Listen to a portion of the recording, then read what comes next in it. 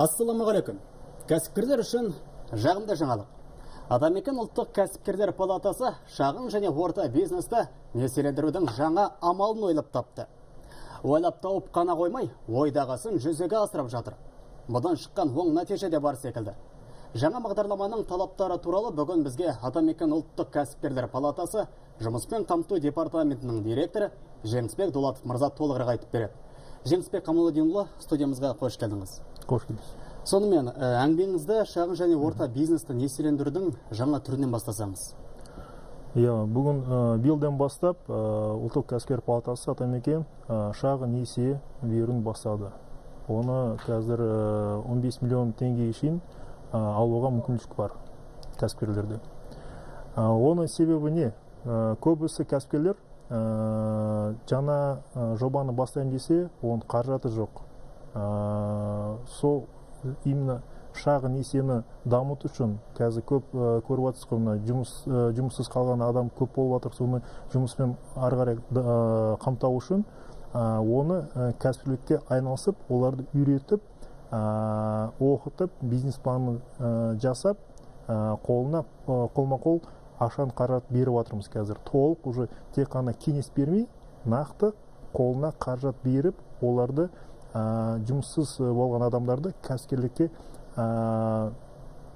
оны жәрдем беріп, қазірден бастап олар кәсіпкер болады, шағын кәсіпкер болады. Ол үшін біз біраз инвесторлармен кездесіп, сөйлесіп, біраз қаржат бізге берілді. Қазірге таңда 1,5 миллиард теңге жеке инвесторлар бізге берді. Оны қосымша 1,5 миллиардты әкімшіліктер берді.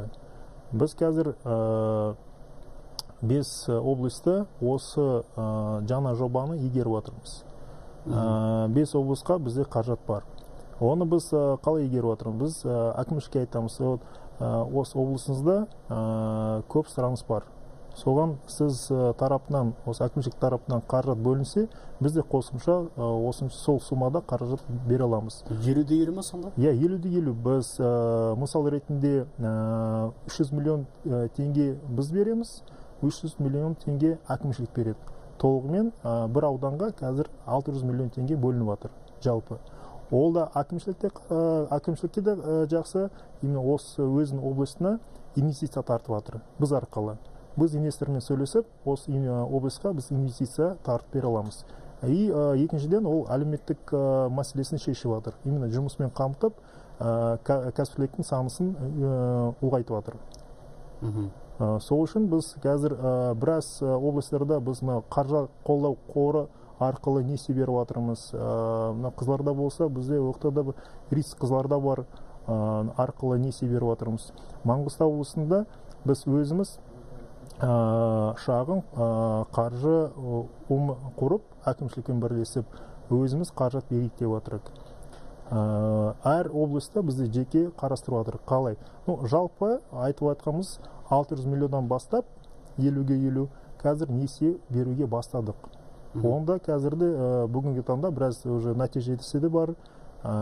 Қазіргі таңда 100 миллион теңге игергенбіз. Екі облыстың Ақтөбе мен Қызылорда облысты 12 кәсіпкерлерге несие беріп, нақты қолма-қол ақшаны алып, кәсіпкерлер өз тірліктерін, өзінің жобаларын іске қосып жатыр. Онда бізде көп рахметімізді айтып, көп қазір шағын несиелер тағы да көбірек сұраныс болып жатыр сол қаржатқа. Бұл жоба қай облыстарда жүзеге асып жатқан бағдарлама? Бізде қазір Қызылорда область, Алматы область, Ақтөбе область, Қостанай область и Маңғыстау облысында осы жобалар іске қосып істелініп жатыр. Қосымша қазірде онда ары қарай бүкіл Қазақстан бойынша ары қарай дамытуымызға жоспарымыз бар. Оған біз инвесторлармен сөйлесіп, инвестиция тартып жатырмыз, қосымша әкімшілікпен сөйлесіп жатырмыз. Біраз әкімшіліктер қолдап жатыр, біраз әкімшіліктер ойланып жатыр әлі. Иншалла биыл біраз Қазақстан бойынша осындай микроқаржы ұйымдарды ашып, осындай шағын несиені таратуға жоспарымыз бар. Жарты қаржының жартысын, несиенің жартысын әкімшілік береді дедіңіз. Бірақ ол әкімдіктер аудандық әкімдік пе, жоқ бірден облыс әкімдікті береді? Жоқ, облыс әкімшілік береді. Облыс әкімшілік береді. Ал инвесторлар өзіміздің қазақ инвесторларымыз ба? Өзіміз Қазақстан инвесторы, біраз компания бар. Алмас деген қоры бар. Екіншіде RG деген компания бар. Олар бізге беріп жатыр. Ол беріп жатқан қаржат, ол Атамекен қаржат емес. Ол төлеп жатқан кәсіпкердің взносынан емес. Ол тек қана именно инвестор берген қаржат. Біз пайыздық үстеме қасыз ғой, жоқ әлде бар ма? Жоқ, олар бізге пайсыз береді. Біз онда біз ары қарай қаржы институттары болса, оларға пайсыз береміз. Өзіміз егерсек те, біз тек қана онда пайсыз береміз, тек қана өзіміз комиссиямызды аламыз. Онда қазір тағы да толығымен түсіндіремін біраздан кейін қалай біз оны істеп жатқанымыз. Бізде ойымыз, өзіміз шағын қаржы ұйымды құрып, ары қарай оны шағын несие беруге өзіміз тұрысқа әрекет жасаймыз. Ол не себепте? Оны біз өзіміз таратсақ, біз арзан пайыз, біз пайсыз берейік деп жатырмыз. Тек қана комиссия болады, ол бір 4 комиссия аламыз. Ол комиссия тек қана өзіміз шығыстарды жабады, өзімізге ешқандай пайда керек емес. Біз оны инвесторге де айтамыз, әкімшілікте айтамыз, өзімізде Атаметке ешқандай бір тиын да пайда келмейді. Тек қана осы жұмысшыларымыздың айлығы, арендасы жабылып тұрса болды. Бізге тек қана сол керек. Таза, именно өзіміз шағын кәсіпкерлерге толық қаражат жетсе болды. Өзімізге ешқандай пайда керек емес. Сонда осы күнге дейін қанша адам осы несие алып үлгерді? Қазіргі таңда 12 кәсіпкер несие алды. Жалпы суммасы бір 100 миллион теңгедей игергенбіз. Жалпы қаржатымыз әкімшілікпен өзіміз қаржатын санағанда 3 миллиардтай теңгелеріміз бар қазір игеретінді. Ол қаржат әзірше жеткілікті. Қосымша тағы да керек болса, онда инвестормен, әкімшілікпен сөйлесіп, онда ары қарай дамытуға мүмкіншілік бар. Ал өтініш бергендердің саны көп па? Қанша? Өтініш бергендері қазір бізде 100-ден астамы өтініштер қарастырылып жатыр. Оны біз беріп жатқанымыз бір 2 апта болды, қаржат беріп жатқанымыз. Қазір өзіміз жоспар бойынша ай сайын бір 500 миллиондай игереміз. Енді бұл несиені екінің бірі ала бермейтін шығар, қандай да бір талаптар қойылады ғой. Мәселен, қарапайым мысалмен келтірсеңіз, мен кәсіпкер осындай несие алғым келеді, не істеуім керек, қайда баруым керек? Ол біріншіден бізде әр аудан бойынша ЦОП, ЦПП-лер қызмет жасап отыр. Мамандарымызға жолығып, олар кеңес беріп, сол несиені алу үшін құжаттарını рәсімдеп, толығымен жәрдем береді, біріншіден. Екіншіден, олар оқытады. Жалпы кәсіпкерлікпен айналысамын десе, сол саласында қандай агроном, жалпы осы жобаны ары қарай іске қосу үшін қандай именно оқу керек, технологиясы бар ма, жұмыс істеу керек, болмаса салықта қандай өзгеріс бар, толығымен оны оқытып, кейін бизнес-планды жасап беруге тырысады, жәрдем береді. Екіншіден, кейін оны бәрін өткен соң құжаттарды жинап, қаржы институттары болса, қаржы институттарға құжаттарын береді. Болмаса өзіміздің шағын қаржы ұйымдар болса, оған өткізеді. Оны бәрін қарастырылған соң шешімді қабылдайды. Бізде әр облысымызда өзіміздің аймақты кеңесіміз бар. Аймақты кеңесте тек қана біздің кәсіпкерлер отырады. Олар көреді. Мына кәсіпкерді танимыз, қолынан келеді. Болмаса, осындай бізге жоба керек екен, оны толығымен қарастырып, кәсіпкерлер шешім қабылдамайды. Қаржы институт емес, микрофинанс организация емес, ол тек қана кәсіпкерлер қабылдайды. Олар өздері комиссия құрып, қарастырады. Бұған сенігі болады? Кейін біз нақ оны істедік. Біріншіден, ол сол кәсіпкер осы кеңеске толығымен өзінің жобаны өзі қорғау керек. Кәсіпкерді түсінеді. Ол қолынан келсе, сол жоба іске салынатын, осы қаржы жетеді, көзін көрсетсе, көзін жеткізсе, онда берілінеді. Біріншіден, екіншіден, ол біз шешім қабылдамаймыз. Әкімшілік шешім қабылдамайды. Тек қана независим кәсіпкерлік қабылдайды. Ол еш жерде жоқ. Банктер өзі шешім қабылдайды, басқа қаржы институттар өзі шешім қабылдайды. Ана жақта кәсіпкерлер қабылдайды. Инвесторлар да араласпайды. Инвесторлар араластырылмайды. Әкімшілікте ешқандай қатысы жоқ. Тек қана кәсіпкерлер өзінің кеңесінде толығымен қарастырылып шешім қабылдайды. Осы кәсіпкерге бер десеңіз, біз оған қаражатты береміз. Жоқ, бермейміз десе, бермейміз. Оны толығымен ертеңді ол кәсіпкерлер ертең оларды жауапты болады қайтаруға. Ертең біз сол кеңеске айтамыз, сендерге осындай бергеміз шешім қабылдауға, сіздің қарастырыңдар, енді жәрдем беріңіз кәсіпкерге ары қарай соны дамыту үшін, қолынан келмесе ертең қайтаруға, болмаса жұмыстар болмаса, бір-бірін сөйтіп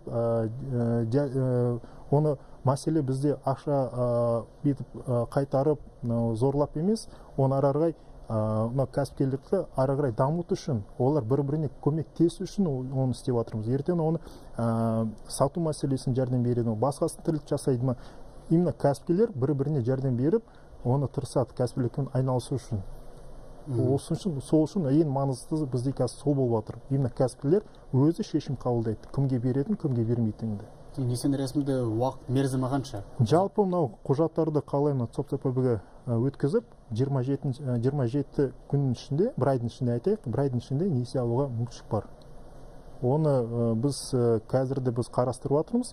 Осы мамырдың айынан бастап біз бастадық қабылдап құжаттарды. Қазірге осы бір айдың ішінде 12 кәсіпкер несие алды. Бір айдың ішінде алып жатыр. Ол бәрі реально жұмыс істелініп жатыр. Ол қандай жобалар, 12 кәсіпкерлер қандай жобалар жүзеге асыруға алған? 12 кәсіпкер ол бізде мынау бордақол алаңы бар, кейін мынау жылыжай бар салып жатқан, кейін мынау шағын мынау шеберханалар бар. Сондай шағын жобалары несиені алып тілшік жасап жатыр қазір. Көбісі қазір саңыз бізде болып жатқан ол именно ауыл шаруашылық саласында. Себебі біз несиені тек қана осы ауыл жерлікке береміз, шағын қалаға, моноқалаларға береміз. Үлкен қалалардың ішінде біз несие бермейміз. Оны біз осы жобадан бастадық. Көбісі банктер несиені бермейді ауыл шаруашылыққа. И шағын несие бермейді. Шағын несие беру үшін ол қаладан 100 километр болмаса 200 километр барады, оның жол күресі ақталмайды да оны. Ертең ол 1 миллион теңге береді, оның пайызы төлеген 100 мың теңге болса, оның жол күре ары бері мониторинг жасап, одан да көп айлығымен 200 мың теңге шығады, айтады, ол бізге пайдалы емес дейді. Біріншіден, екіншіден, олар банктер кепілдікті саман үйлерді, болмаса малды, жерді алмайды. Бізде не жақсы қазір осы талап бойынша несиені алу үшін біз кепілдікке бар затын ала береміз. Жер болады ма, малын болады ма, техникасы бар ма, саман үйі бар ма, не бар, соны ала береміз. Біз оны ең бірінші бізге ол жоба, қандай жоба бар, оны жоба нақты саналған, ертең ақша қайтаратын біз көзіміз жетсе, оны біз бере аламыз. Кепілдік ол уже екінші қарастырады, екінші вариантта. Кепілдікке, как моральный залогқа біз аламыз. Кепілдіксіз бере алмаймыз, кепілдікке аламыз, жалпы не бар, берсін, берейді. Қолдағысын аласыздар. Қолдағыз, не бар, қолында, соның бәрін аламыз. Тағы да айтар кетейін, біздің қаржы институттар, олар пайызбен беріп жатыр қазір. Өкінішке орай, пайызымыз төмен 6-7 пайызбен беріп жатыр олар. Қаржылай қолдау қоры 6%, РИЦ 7%. Біз өзіміз шағын қаржы ұйым арқылы пайызсыз беріп жатырмыз. 4 комиссия аламыз, несиеден болды. Жүсіп Камалидинұлы, өкінішке орай біздің де уақытымыз шектеулі, хабарымыз өз мәресіне келіп жетті. Осы студиямызға келіп, уақытыңызды бөліп, осындай қызықты ақпаратпен бөліскен үшін көптен рахмет. Бұдан кейін енді біздің де кәсіпкерлеріміз байып деген үміттеміз. Рахмет сізге. Бүгін бізде қонақта Атамекен ұлттық кәсіпкерлер палатасы жұмыспен қамту департаментінің директоры Жеңісбек Дулатов мырза болды.